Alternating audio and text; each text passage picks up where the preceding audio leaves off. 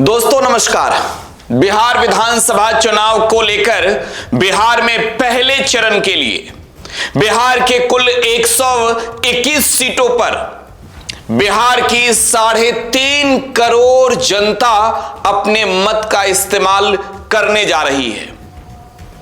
बिहार विधानसभा के कुल 243 सीटों के 121 सीटों के चुनावी परिणाम चौंकाने वाले होंगे, लेकिन इस वक्त बिहार की राजनीति से जुड़ी खबरों पर चले। बिहार के चुनावी माहौल को लेकर अगर बात की जाए तो वोटिंग से पहले बिहार में माहौल बदल चुका है। बिहार में माहौल बदल चुका है और यह माहौल इस कदर बदला कि बिहार विधानसभा के कुल 121 सीटों पर होने वाले चुनाव में बिहार की जनता का मिजाज अब पहले से काफी बदल गया है। अब देखिए, बिहार की जनता पिछले 20 वर्षों से बिहार में एक ही सरकार को देख रही है और वो सरकार बिहार में एनडीए की है। बिहार में इस बार जो चुनाव हो रहे हैं, आम चुनाव के तौर पर इससे आप वाकई नहीं ले सकते। बिहार में बीजेपी से लेकर नीतीश कुमार की पार्टी जेडीयू, एलजेपीआर से लेकर एचएएम और आरएलएम तक की जो पूरी रणनीति रही उन तमाम रणनीति पर पानी फिर गया है। और मैं बिहार के चुनावी माहौल की अगर बात करूं, बिहार के कुल 121 सीटों पर वोटिंग से पहले की बात करूं तो आप मिथिलांचल जाइए, आप सारण के इलाके में जाइए, आप जो है मधेपुरा के इलाके में जाइए, बेगूसराय में जाइए, खगड़िया में जाइए, मुंगेर में जाइए, भोजपुर में जाइए, शेखपुरा में जाइए, नालंदा में जाइए, पटना में जाइए, मिजाज बदला हुआ है। और आपको मैं तो वोटिंग से पहले ही ग्राउंड की स्थिति बता रहा हूं। मैं ग्राउंड की स्थिति बता रहा हूं कि ग्राउंड पर किसकी क्या हालात है। बिहार के कुल ऐसे नेताओं की अग्नि परीक्षा भी है इस चुनाव में, जिन नेताओं के कंधे पर मंत्रालय की जिम्मेवारी भी है। अब बिहार की जनता है और देखिए, बिहार की जनता पहली दफे इस चुनाव में मुद्दों के आधार पर वोट करने जा रही है। एग्जिट पोल तो बाद में आएगा, चुनाव के नतीजे तो बाद में आएंगे, लेकिन मैं कह रहा हूं कि 121 सीटों के जो चुनावी परिणाम होंगे वो मैं आज ही आपको बता देता हूं। लेकिन पहले इंडिया और इंडिया के बीच जो लड़ाई है, इस लड़ाई में जनसुराज की भूमिका को भी समझनी होगी। इस लड़ाई में निर्दलीय कैंडिडेट के भी भूमिका को लेकर बातें करनी होगी। 121 सीट है और देखिए, अगर मैं एनडीए की बात करूं तो एनडीए में सबसे अधिक सीट पहले चरण में जनता दल यूनाइटेड लड़ रही है। जनता दल यूनाइटेड और 57 सीट पर जेडीयू चुनाव लड़ रही है पहले चरण में, तो पहले चरण में 48 बीजेपी लड़ रही है। लोक जनशक्ति पार्टी रामविलास 29 सीटों में से 14 सीट पर तो पहले चरण में ही चुनाव लड़ रही है। राष्ट्रीय लोक मोर्चा के 2 प्रत्याशियों का भाग्य का भी फैसला होना है। लेकिन आपको बताएं कि चुनाव के परिणाम किस तरीके के होंगे, जनता का ओपिनियन क्या है, उससे पहले महागठबंधन की भी बात करेंगे। महागठबंधन में सबसे अधिक सीटों पर 143 में से 73 सीटों पर राष्ट्रीय जनता दल चुनाव लड़ रही है। आरजेडी कांग्रेस 24 सीटों पर चुनाव लड़ रही है। 14 सीटों पर भाकपा माले चुनाव लड़ रही है। 5 सीटों पर वीआईपी चुनाव लड़ रही है। 1 सीट हालांकि समर्थन मुकेश साहनी ने दे दिया है। 3 सीट पर माकपा चुनाव लड़ रही है और 5 सीट भाकपा, 3 सीट आईआईपी और ये चुनावी अखाड़े में उतरे योद्धाओं की अगर मैं बात करूं तो 3.5 करोड़ सूबा की जनता यह तय करने जा रही है कि बिहार में सरकार किसकी बनने वाली है। 121 सीटों के जो चुनावी परिणाम होंगे, आज मैं आपको आंकड़ों में बता रहा हूं, नंबर वाइज नंबर बता दूंगा जो नतीजे आएंगे जब एग्जिट पोल आएंगे। इस 121 सीटों में तेजस्वी यादव ने बड़ी बढ़त बनाई है।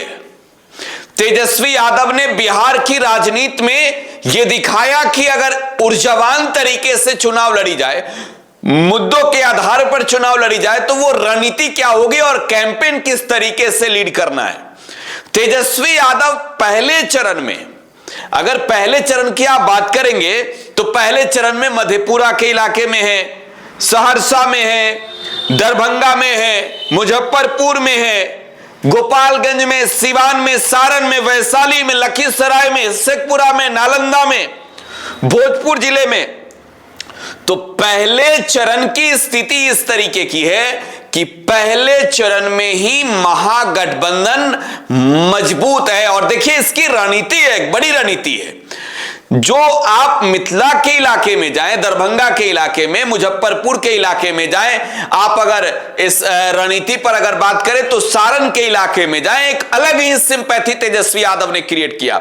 नीतीश कुमार और नरेंद्र मोदी की सरकार, जो भारतीय जनता पार्टी और जेडीयू की रणनीति रही इस चुनाव को लेकर कि बिहार में महिलाओं को 10-10 हजार रुपए जीविका के दीदियों को दिया जाएगा, एक बड़ा मास्टर स्ट्रोक जो तेजस्वी यादव ने खेला कि 30,000 रुपए प्रति महीने जीविका दीदियों को मिलेंगे, तो वो कहीं ना कहीं बड़ा इंपैक्ट डाला इस चुनाव में। तेजस्वी यादव पहले चरण में बड़े चेहरे के तौर पर उभरते नजर आ रहे हैं, बड़ी छलांग लगाते नजर आ रहे हैं। मगध के इलाके में, शाहाबाद के इलाके में जो 2020 का परिणाम रहा, वो परिणाम इस बार जो पहले चरण के चुनाव हो रहे हैं, इस बार नजर आने वाला है, इस बार नजर आने वाला है। और मैं आपको बता रहा हूं, एक बड़ी जानकारी दे रहा हूं, बिहार में एनडीए के एक बड़े नेता की हालत खराब है। और आपने थंबनेल में देख लिया होगा, थंबनेल में आपने पहले ही देखा होगा कि राहुल गांधी और तेजस्वी यादव की यारी बिहार में मोदी और नीतीश पर भारी। तो ये जो जुगलबंदी राहुल गांधी और तेजस्वी यादव की रही इस बिहार के चुनाव में, जो बड़ी स्ट्रेटजी रही है, वो स्ट्रेटजी पहले चरण के चुनाव में वोटिंग से पहले अगर मैं कहूं तो जनता के बीच बिल्कुल इंपैक्चुअल रहा है। और राहुल गांधी और तेजस्वी यादव ने कई ऐसे मुद्दे रहे जिन मुद्दों पर सीधे तौर पर खुल के जनता से बात की। और मैं आपको जब पहले चरण के 121 सीटों की बात कर रहा हूं तो महागठबंधन में फ्रेंडली फाइट भी है, लेकिन जहां फ्रेंडली फाइट है वहां के नतीजों को अगर छोड़ दें, वहां पर तो एक तौर पर आप कहेंगे कि फ्रेंडली फाइट है तो आपसी लड़ाई में जो है वो नुकसान दोनों दलों को हो रहा है। लेकिन इस बिहार के चुनाव में जिस तरीके से तेजस्वी यादव ने एक और जो है वो बड़ी प्लानिंग के साथ ताबड़तोड़ रैली की और जनता के बीच वो नैरेटिव जिसमें वो पढ़ाई, कमाई, दवाई, सिंचाई, सुनवाई और कार्रवाई वाली सरकार की बात कर रहे हैं, हर घर सरकारी नौकरी की बात कर रहे हैं, महिलाओं को 25-2500 रुपए देने की बात कर रहे हैं, युवाओं को बिहार में नौकरी देने की बात कर रहे हैं। तेजस्वी यादव की वो बड़ी रणनीति इस बिहार चुनाव में पहले चरण में ही सफल होते नजर आ रहे हैं। और मैं फिर कह रहा हूं कि वोटिंग अभी बाकी है। बिहार की जनता इस बार बहुत ही काफी उत्सुक है इस चुनाव को लेकर, क्योंकि छठ महापर्व जो है वो संपन्न हुआ है। दूसरे प्रदेशों में रहने वाले लोग भी बिहार में आए हैं। देखिए, प्रशांत किशोर की भी बात जरूर करनी होगी, लेकिन इससे पहले मैं राहुल गांधी और तेजस्वी यादव की बात कर लेता हूं। राहुल गांधी ने बिहार में जिस तरीके से वक्त दिया इस चुनावी माहौल में, जिस तरीके से राहुल गांधी ने बिहार में तमाम वो यात्राएं की, चाहे वो संविधान सम्मेलन हो, पलायन रोको नौकरी दो यात्रा हो, या फिर राहुल गांधी जिस तरीके से वोट चोरी के खिलाफ बिहार में एसआईआर के खिलाफ ना सिर्फ प्रोटेस्ट में शामिल हुए, ना सिर्फ बिहार बंद में शामिल हुए, बल्कि राहुल गांधी और तेजस्वी यादव ने कंधे से कंधा मिलाकर इस बिहार के चुनावी पिच पर जो है वो बीजेपी से पहले एक मजबूत स्थिति अपनी बना ली वोट चोरी जैसे मुद्दे को उठाकर, क्योंकि 65 लाख लोगों के नाम कटे थे बिहार में। तो राहुल और तेजस्वी यादव की जो यारी है, जो युगलबंदी है, वो बिहार में नीतीश कुमार और नरेंद्र मोदी पर काफी भारी नजर आ रही है। और ये भारीपन जो है वो इस चुनावी अखाड़े में महागठबंधन के कुनबे की स्थिति को और मजबूत कर रही है। पहले चरण के चुनाव में आरजेडी 73 सीटों पर चुनाव लड़ रही है और कांग्रेस 24 सीटों पर। कांग्रेस जिन इलाकों में लड़ रही है वो सीधे तौर पर कई ऐसी सीट है जहां चैलेंजिंग स्थिति है, लेकिन कांग्रेस ने पिछले चुनाव के तुलना में इस बार एक काफी मजबूत स्ट्रेटजी तैयार किया और उस स्ट्रेटजी पर कांग्रेस की जो पूरी रणनीति रही वो अब बिल्कुल सफल धरातल पर होते नजर आ रही है। खैर, मैं बात कर रहा हूं तेजस्वी यादव और राहुल गांधी के जोड़ी की, तो प्रियंका गांधी की भी बात करनी होगी। बिहार विधानसभा के इस चुनाव में प्रियंका गांधी ने भी जो है वो तमाम रैलियां की पहले चरण के वोटिंग के लिए, और प्रियंका की रैली का बहुत खास असर बिहार में महिला वोट बैंक पर पड़ा हुआ है।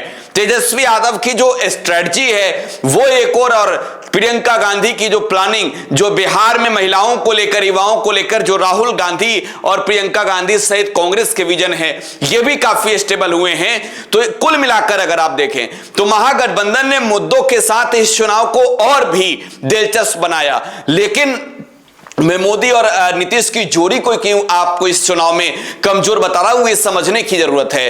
नरेंद्र मोदी ने बिहार विधानसभा चुनाव 2025 को लेकर जो पूरी कैंपेन की खाका खींची थी, जो मोदी जी की टीम ने पूरी रणनीति बनाई, वो रणनीति बिहार में धराशायी हो गया। क्योंकि देखिए, बिहार में एक तौर पर आप आज की तारीख में कह सकते हैं कि चुनाव के नतीजे आने के बाद क्या होंगे ये नहीं जानते, लेकिन तेजस्वी यादव ने जो 2020 के चुनाव में वादा किया था, उन वादों को हकीकत में बदला।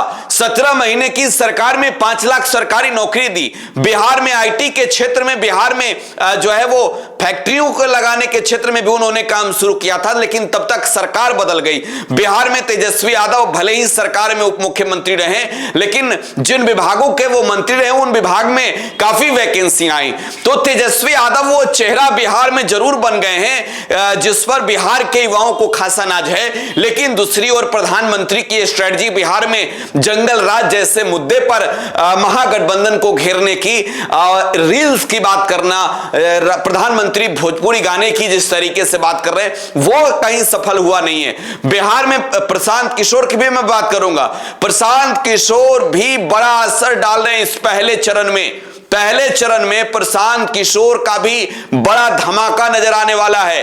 तो बिहार का चुनाव, बिहार की जनता इस बार मुद्दों के साथ लड़के इस चुनावी अखाड़े को दिलचस्प बना रही है।